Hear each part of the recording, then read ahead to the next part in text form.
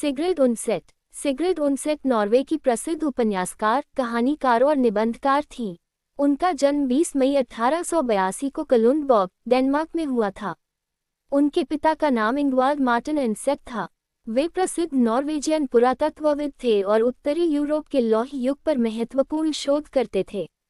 उनकी माता का नाम शार्लेट जित था, जो डेनमार्क के कलुंडबर्ग की रहने वाली थी। सिग्रिड 3 बहनों में सबसे बड़ी थी। जब सिग्रिड केवल 2 वर्ष की थी, उनका परिवार डेनमार्क से ओस्लो, नॉर्वे चला गया। उनके पिता वहां पुरातत्व संग्रहालय से जुड़े।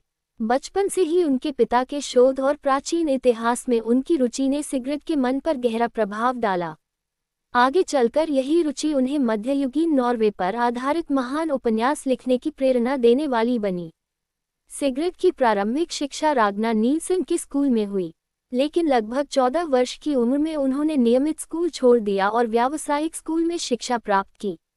इसके बाद केवल 17 वर्ष की उम्र में उन्होंने एक कार्यालय में नौकरी शुरू कर दी। उन्होंने लगभग 10 वर्षों तक वहां काम किया। दिन में नौकरी करने के बाद वे रात में साहित्य लिखती थीं। 1907 में उनका पहला उपन्यास फ्रू मर्तावली प्रकाशित हुआ। इसके बाद द हैप्पी एज, जेनी और अन्य रचनाएं प्रकाशित हुईं। शुरुआती दौर में वे आधुनिक महिलाओं के जीवन, प्रेम, विवाह और स्वतंत्रता के संघर्ष को अपनी रचनाओं का विषय बनाती थीं। उनकी महिला पात्र सामाजिक परंपराओं और व्यक्तिगत इच्छाओं के बीच संघर्ष करती दिखाई देती हैं। बाद में उनका ध्यान मध्ययुगीन इतिहास की ओर गया।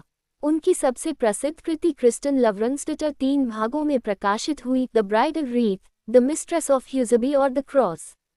इसमें 14वीं शताब्दी के नॉर्वे में एक महिला के जीवन, प्रेम, परिवार, धर्म, अपराधबोध और सामाजिक जिम्मेदारियों का विस्तृत चित्रण किया गया है।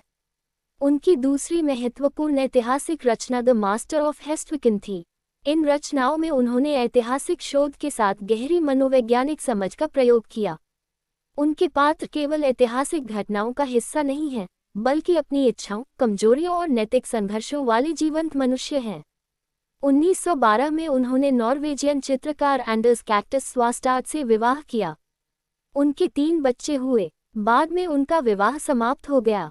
1924 में उन्होंने रोमन कैथोलिक धर्म स्वीकार किया और डोमिनिकन ले ऑर्डर से जुड़ गईं। उनके बाद के साहित्य में धार्मिक विश्वास और आध्यात्मिकता का प्रभाव और अधिक स्पष्ट दिखाई देता है। 1928 में सिग्रिड उनसेट को साहित्य का नोबेल प्राइज मिला। ये सम्मान उनके मध्ययुगीन उत्तरी जीवन के शक्तिशाली चित्रण के लिए दिया गया था।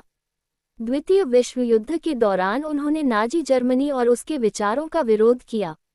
नॉर्वे पर जर्मन आक्रमण के बाद वे अमेरिका चली गईं और वहां से नॉर्वेजियन प्रतिरोध तथा अपने देश के समर्थन में सक्रिय रहीं। युद्ध के बाद वे नॉर्वे लौट आईं। सिग्रिड उनसेट का निधन 10 जून 1949 को लिलीहैमर, नॉर्वे में हुआ।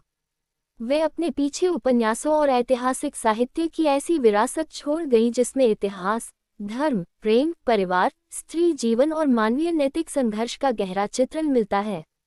उनकी सबसे बड़ी उपलब्धि ये थी कि उन्होंने मध्ययुगीन नॉर्वे को केवल इतिहास की किताबों में नहीं, बल्कि जीवन पात्रों और मानवीय भावनाओं के माध्यम से विश्व साहित्य के सामने प्रस्तुत किया।